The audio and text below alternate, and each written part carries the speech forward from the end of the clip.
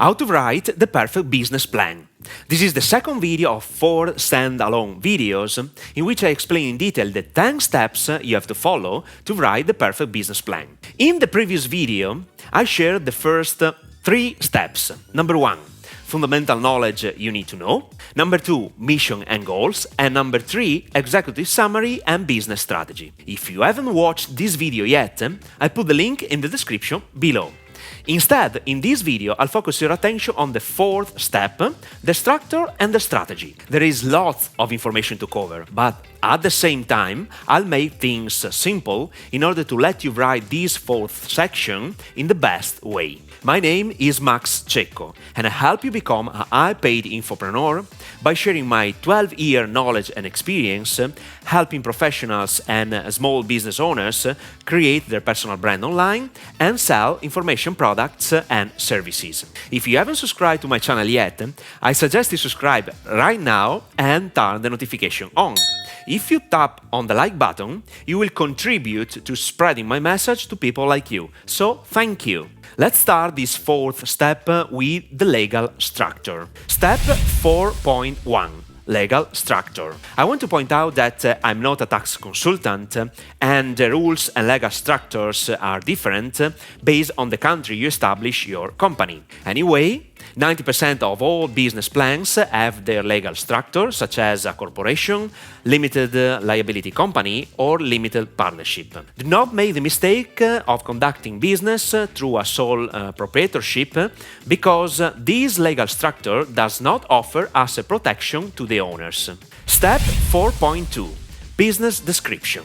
The business description section is about the structure and strategy of your company. This section is a great opportunity to prove yourself and your ideas. Use this business description to show your knowledge of the industry, your market, and how your product or service fits into both. You should introduce your USP, an acronym that stands for Unique Selling Proposition. In a nutshell, you should present your uniqueness and the uniqueness of your product or service. To be more precise, what makes your business strong will be a function of any or all of these factors. The quality, experience and passion of your people, your ability to focus on cash flow, your ability to create distinctive business systems, how the product or service is different from others in your industry, price and relationships. To help you fill in this section, I want to share with you some crucial questions that can guide you easily. What type of business are you pursuing? How many employees do you have and in which departments? What is the product or service you offer? What relationships do you have with suppliers, customers, and advertisers? Where is the business located? What are the business hours? What resources, monetary and otherwise, do you currently have on hand for your business? When describing your business, keep in mind the client's needs. Describe what problem you will solve for the customer and what niche you will fill. I even suggest including pertinent information from the past, the present, and the future. What is the company's history? What changes are planned and why? How do you see the business growing and changing over the next few years? What risks do you foresee and how will you prepare for them? In addition, take some space to discuss your business goals.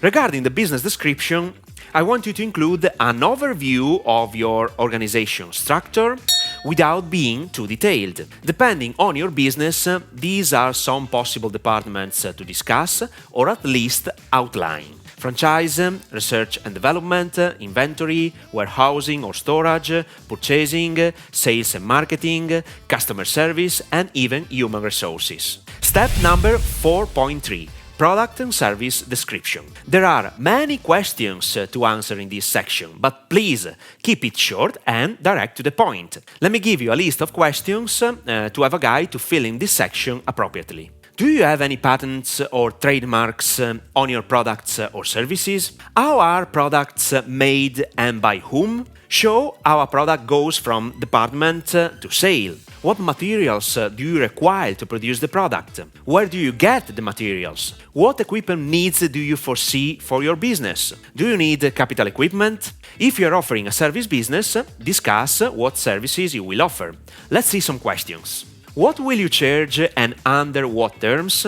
Will services be performed at your site or will you go to the client? What geographical area will you serve? How will you attract employees with the right skills? How much work will be done in-house and how much will be contracted out? What equipment does the service require? What discounts will you offer and under what circumstances? What hours will service be available? In the product or service description, you should describe all the products and services you will offer. Remember to point out your USP, strengths and weaknesses. In addition, be wise to answer these questions. Do you offer any warranty on products? What are the terms? Do you offer any product or service after the sale? What sets your product or service apart from that of the competition? Is it your price that differentiates your product or service?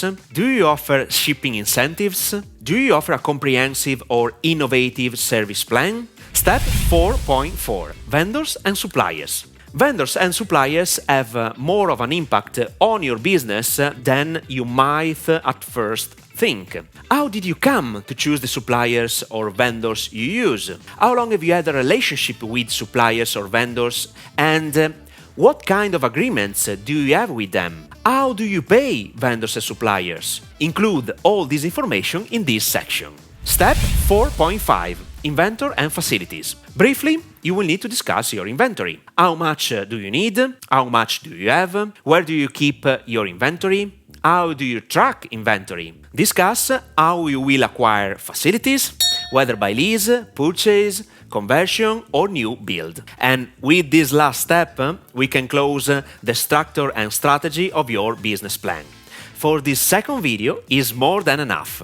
In the following video, regarding the business plan, I will share with you how to define and describe logistics and marketing.